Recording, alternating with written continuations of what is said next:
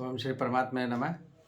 मैं प्रोफेसर हरिहृदय अवस्थी अपने परम पूज्य गुरु जी, वेद मूर्ति, तपोनिष्ठ, गीता, उपनिषद, पुराण और धर्मशास्त्र के विशेषज्ञ प्रोफेसर पंडित भगवत शरण शुक्ल जी के साथ में आप सभी का Awasthi Ayurveda anatomy yoga and spirituality channel पर हार्दिक स्वागत करता हूँ। हम लोग गीता के 17वें अध्याय में हैं और अंतिम 3 श्लोक हैं जिसकी सरल शब्दों में गुरु जी व्याख्या करेंगे जो हृदयंगम हो सकें और हम लोग इस अध्याय को अच्छी तरह समझ सकें। इसके लिए चलते हैं अब गुरु जी की ओर।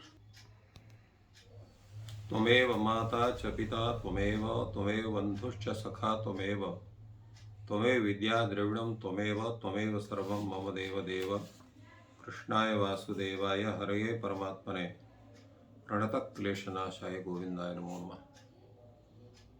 इस चैनल से संबद्ध सभी विद्वद्गण, सभी जिज्ञासु छात्रवृंद, सहृदय सज्जन वृंद और इस चैनल के संस्थापक तथा प्रबंधक आचार्य हरिहृदय अवस्थी जी, गीता ज्ञान यज्ञ में आप सभी का स्वागत है।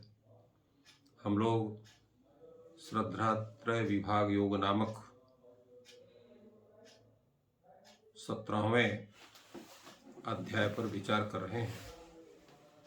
आज हम लोग विचार करेंगे कि ओम तत्सत में सत शब्द का स्वरूप क्या है, सत शब्द से हम क्या ग्रहण करते हैं। क्योंकि भगवान ने ओम शब्द के विषय में बतलाया कि ओम का उच्चारण करके ही जो ब्रह्मवादी लोग हैं अत्यंत विधान पूर्वक यज्ञ दान तप क्रियाओं को सब उनको करते हैं विधान पूर्वक, और तत् इसका जो ये है इसका उच्चारण करके या इसको अभिसंधान करके फल की आकांक्षा से रहित हो यज्ञ दान तपक क्रियाएं को करते हैं और वो करने वाले मोक्ष के आकांक्षी होते हैं। तो ओम और तत् का विवेचन हो गया। आज हम लोग सत शब्द के विषय में विचारेंगे कि सत शब्द का प्रयोग कैसे और किस रूप में होता है।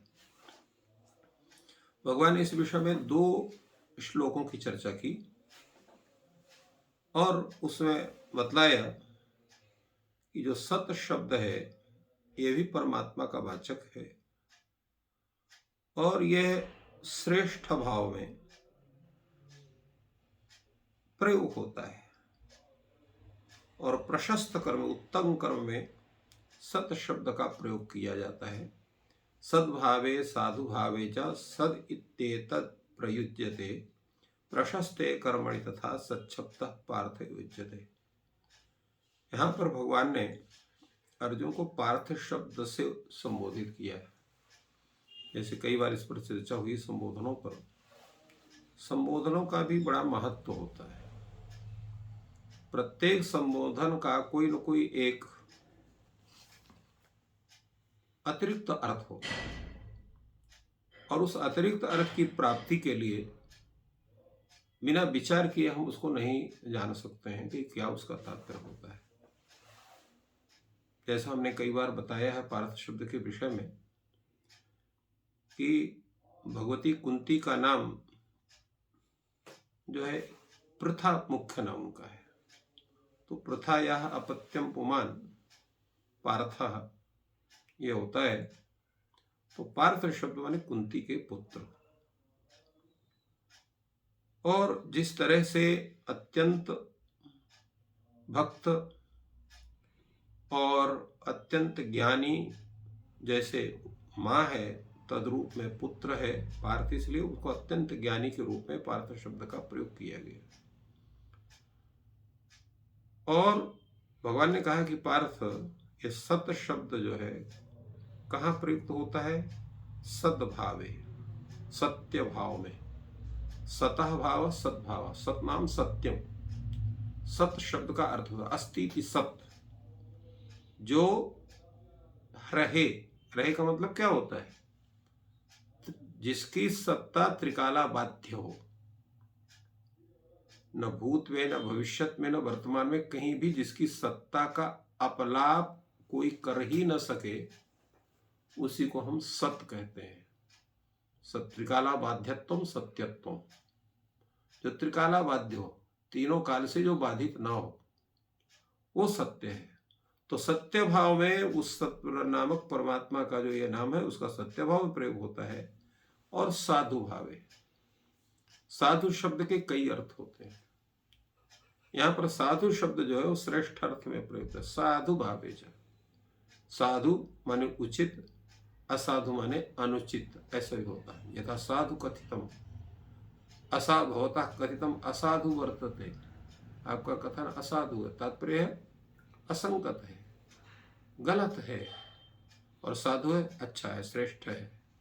तो साधु भावे च, श्रेष्ठ भाव में, श्रेष्ठ भाव कौन होता है? श्रेष्ठ भाव वही होता है जो सर्वत्र सबको समान रूप में देखने का, परमेश्वर के स्वरूप में देखने का जिसका भाव बनता हो, वही साधु भाव, वही श्रेष्ठ भाव है, सत्य भाव है।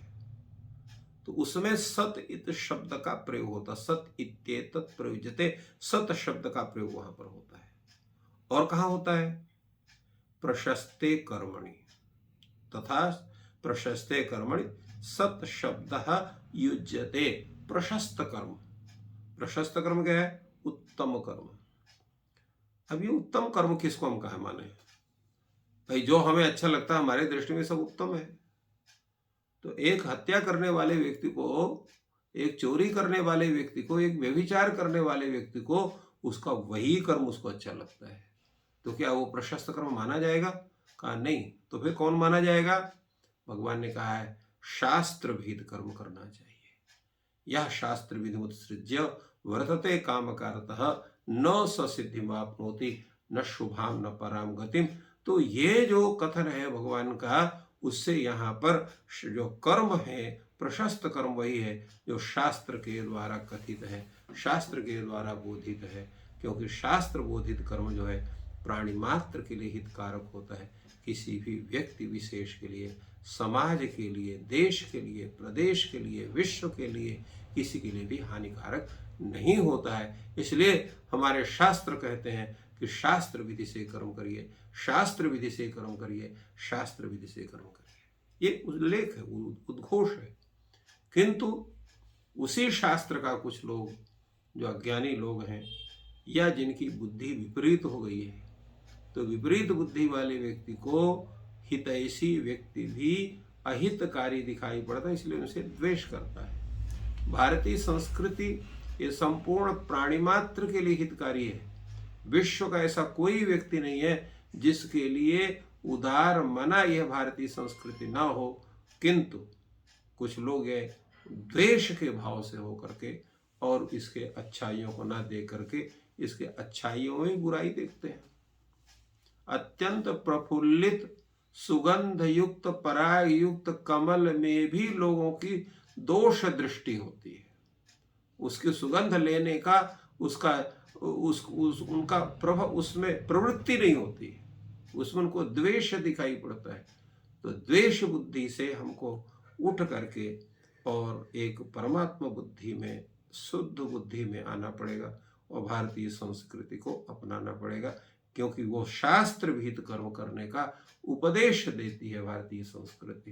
इसलिए शास्त्र विहित कर्म ही प्रशस्त कर्म है और उसी प्रशस्त कर्म में ही सत शब्द का प्रयोग होता है। भगवान कहते हैं कि प्रशस्ते कर्मणि तथा सत शब्द पार्थियोच्यते। दूसरा सत शब्द के विषय भगवान कहते हैं यज्ञे तपसि दाने च स्थिति सत इति उच्यते। कर्म चैव तदर्थीयम सत इत्येभ्य विधीयते। भगवान कहते हैं कि ये जितने भी, देखिए मुख्य कार्य क्या है? यज्ञ, तप और दान।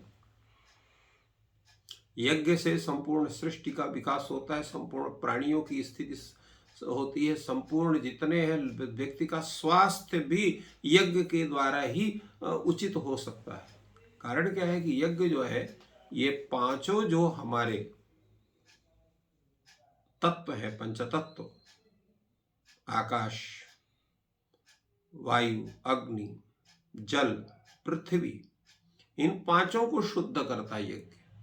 तो जब पांचों को ये शुद्ध करेगा तो जितने विकार हैं, आप आयुर्वेद शास्त्र को पढ़ लीजिए या जान लीजिए, इन पांचों में जब विकृति होगी तभी स्वास्थ्य में विकृति होगी। अगर पांच ये पूरी तरह से ठीक है, आपका वायु से ठीक है, पृथ्वी तत्व ठीक है, जल तत्व ठीक है, आकाश तत्व ठीक है, अग्नि तत्व ठीक है, तो आपके शरीर में कोई विकार नहीं होगा। तो संपूर्ण विकारों की पूर्ति भी यज्ञ के माध्यम से होती है और तपश्चर्या से आपकी आध्यात्मिक ऊर्जा का विकास होता है और दान करने से आपकी जो है वो प्रभुत्व का, आपके स्वामित्व का, आपके ऐश्वर्य की अभिवृद्धि होती है और समाज के लोग उससे लाभान्वित होते हैं। इसलिए भगवान ने कहा यज्ञ तपस्या दान च स्थिति, इनमें जो स्थिति होना है, प्रतिदिन यज्ञ कुछ ना कुछ करना चाहिए। कुछ नहीं है तो जप यज्ञ तो कर सकते हैं, जप यज्ञ, हवन यज्ञ भी यज्ञ है, जप यज्ञ भी यज्ञ है, स्वाध्याय यज्ञ है, अतिथि पूजा यज्ञ है, तो यज्ञ करना ही चाहिए, तपस्या करना चाहिए। तपस्या का तात्पर्य है अच्छे कर्म करने के लिए व्यक्ति को सात्विक भाव से हो करके और भगवत भजन करते हुए सब प्राणी मात्र की सेवा में अपने को तत्पर होना चाहिए। तो यह निष्ठा जो है, ऐसा रहने से व्यक्ति का तपश्चर्या का भी स्वरूप बनता है। और दान तो प्रसिद्ध है, उचित व्यक्ति को दान देना चाहिए। दान देने का तात्पर्य है उसके लिए एक बड़ा सरल सा उपाय है, आपके द्वारा दिए गए धन का जो सदुपयोग करे उसी को दान देना चाहिए। सदुपयोग क्या है उसका? पहले तो उसका है अपने शरीर का पोषण, अपने बालकों का पोषण, अपने बच्चों का पोषण, अपने परिवार का पोषण अगर आपके दान से करता है वो उचित है, क्योंकि संसार में सबको अपने शारीरिक स्थिति को सुदृढ़ करने का अधिकार है। उसके पास अगर समस्या है तो दूसरे व्यक्ति को उसको दान करके उसकी पूर्ति करना चाहिए। दूसरा व्यक्ति क्या है कि जो आपके प्राप्त धन का सदुपयोग करे, अतिथि सेवा में लगावे, यागादि कर्म में लगावे, स्वाध्याय में लगावे, लोगों को और दान देने में लगावे, उसको दान देना चाहिए। दान के विषय में पूर्व में आपको ये इस विषय पर विचार हुआ था। तो ये दान की स्थिति है, ये तभी बनेगी जब सत का स्वरूप होगा, तभी हम कर सकते हैं, नहीं कर सकते हैं। और कर्म च, और इसी तरह से परमात्मा विषय जितने कर्म हैं वो कर्म भी सत के कारण ही उनके होते हैं। तो कर्म चैव तदर्थीयम सत तदर्थ ही इस सत शब्द का प्रयोग होता है, अर्थात निश्चय पूर्वक हम जो परमात्मा के लिए, परमात्मा की प्रसन्नता के लिए, संपूर्ण विश्व की प्रसन्नता के लिए हम अत्यंत विनम्र भाव से जब उन कर्म को करते हैं जो सबके लिए हितकारक है, वो कर्म भी सत शब्द से कहे जाते हैं। ये भगवान ने बतलाया। और उसके बाद बताया कि संपूर्ण जितनी क्रियाएं हैं जो श्रद्धा पूर्वक प्रयोग होती है। श्रद्धा का तात्पर्य क्या है? शास्त्र वचन में, गुरु वचन में, अपने श्रेष्ठ लोगों के वचन में अत्यधिक विश्वास होना, विश्वास के साथ साथ उसके प्रति पूर्ण रूप से स्नेह भाव से युक्त होना। तो वो श्रद्धा और वो जो है उस प्रकार करने से अगर आप यज्ञ करते हैं, दान करते हैं, तपश्चर्या करते हैं, कोई कर्म करते हैं, तो कर्म आपका वो भी सात्विक, परम सात्विक होता है और आपके भविष्य को, आपके उस जन्म को, आपके अनेक कर्मों को वो सुंदर करता है, प्रशस्त करता है, शुभ करता है। और इसी के विपरीत अगर आप अश्रद्धा से करते हैं तो आपका जितना भी किया कराया है वो ना आपके इस लोक का साथी बनता है, ना उस लोक का साथी बनता है, अर्थात व्यर्थ होता है। भगवान कहते हैं अश्रद्धया हुतम दत्तम तपस्तप्तम कृतम च यत् असत इत्युच्यते पार्थ नच तत्प्रेप्य नो इह। इनके विषय में पूर्व में भी कहा गया था, इसका नाम ही श्रद्धात्रय विभाग योग। श्रद्धा के विषय में बड़ी चर्चा हुई, यज्ञ के विषय में, दान के विषय में, तपश्चर्या के विषय में बड़ा इस पर विचार हुआ, कौन सा सात्विक है, कौन सा राजस है, कौन सा तामस है। तो श्रद्धा के विषय में अगर श्रद्धा की न चर्चा हो तो बात पूरी नहीं होती है। इसलिए श्रद्धात्रय योग विभाग नामक इस अध्याय में भगवान ने अंतिम श्लोक में अश्रद्धा की भी चर्चा की कि अगर श्रद्धा ना हो, अगर श्रद्धा है तो क्या होगा। भगवान कहते हैं अश्रद्धया हुतम दत्तम तपस्तप्तम कृतम चयत। श्रद्धा के बिना अगर आप यज्ञ कर्म करते हैं, हवन करते हैं, अथवा किसी को दान करते हैं, अथवा तपश्चर्या करते हैं, अथवा परमात्मा विषय कोई भी कर्म करते हैं, तो सब कर्म आपका क्या हो जाता है, वो असत हो जाता है। असत इत्युच्यते। तो क्या होगा, पुण्य तो होना चाहिए कुछ, नहीं होगा। न च तत्प्रेत्य नो इह, ना तो इस जन्म में आपके लिए लाभकारी होता है और ना मरने के बाद भी आपके वो लाभकारी सा पुण्य नहीं, उससे आपको जो है अनेक शुभ लोगों की प्राप्ति हो, अनेक आपको जो है ऐश्वर्यों की प्राप्ति हो, तत्त लोगों की प्राप्ति हो, गंधर्व लोक की प्राप्ति हो, या यक्ष लोक की प्राप्ति हो, या अन्य लोगों की प्राप्ति हो, वो नहीं हो सकता है। क्यों? वो सब व्यर्थ हो जाते हैं। श्रद्धा पूर्वक ही करने से उसका लाभ होता है। इसलिए श्रद्धा पूर्वक ही दान करना चाहिए, हवन आदि कर्म करना चाहिए, यागादि कर्म करना चाहिए, तपश्चर्या करना चाहिए, और जितने भी कर्म हैं भगवत विषयक हैं, उन समाज विषयक हैं, उनको भी बड़े श्रद्धा के साथ उनका जो है पालन करना चाहिए, तो वो सत हो जाते हैं। अन्यथा क्या हो जाएंगे, असत हो जाएंगे। तो असत होने का तात्पर्य है केवल आपकी मेहनत जाएगी, केवल आपका धन जाएगा, परंतु उस धन जाने का और मेहनत जाने का कोई लाभ आपको नहीं मिलेगा, क्योंकि श्रद्धा पूर्वक उस क्रिया को आप नहीं कर रहे हैं। उसी तरह से जैसे आप ऊसर में अगर आप कोई भी बीज डाल दें तो चाहे जितना खाद पानी डाले उस बीज को उगना नहीं है, वो इससे रह जाएगा, मर जाएगा वहीं पर। तो ऊसर पना क्या है, और उर्वरक का तात्पर्य श्रद्धा ही है। श्रद्धा ही कृत कर्म को वो प्रफुल्लित करती है, उसको आगे बढ़ाती, उसका फल तैयार करती है। और श्रद्धा नहीं हुई तो फिर वो जमीन ऊसर हो गई, उसमें कुछ भी बोएंगे उसमें कुछ भी नहीं जमेगा। ऊसर वर्षं तृण नहीं जामा, ये जो है तुलसीदास जी ने कहा कि कितना ही वर्षा हो, कितना भी खाद पानी दीजिए, उसमें उसका विकास नहीं होता है जब तक उस भूमि का पूर्ण रूप से उसका निर्बलीकरण नहीं होगा। तो ऐसे हमारे हृदय में भी उसका निर्बलीकरण होना जरूरी, हृदय का, नहीं तो वो भूमि ऊसर ही कहलाएगी, श्रद्धा से विरहित होने के कारण। इस तरह से भगवान ने इस अध्याय में जहाँ पर श्रद्धा के अनेक विषयों का उल्लेख किया, वहीं पर अश्रद्धा को भी उल्लेख करके हम सब लोगों के कल्याण के लिए, और ये अत्यंत उपयोगी उपदेश भगवान ने हम सबको प्रदान किया।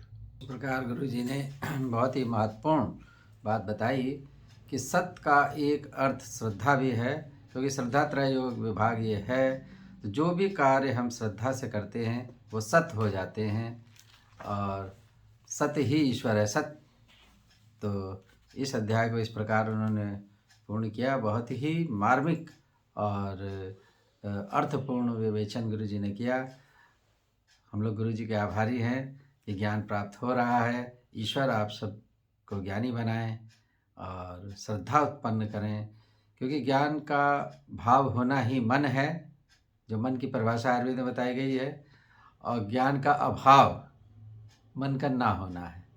तो मन का होना ही श्रद्धा, मन के द्वारा ही श्रद्धा उत्पन्न होती है, और श्रद्धा का होना बहुत जरूरी है, तभी भक्ति हो सकती है, कर्म हो सकता है, ज्ञान हो सकता है। तो इस प्रकार ये 17वां अध्याय पूर्ण हुआ। ईश्वर आप सबकी सहायता करें। आपका दिन शुभ हो। धन्यवाद।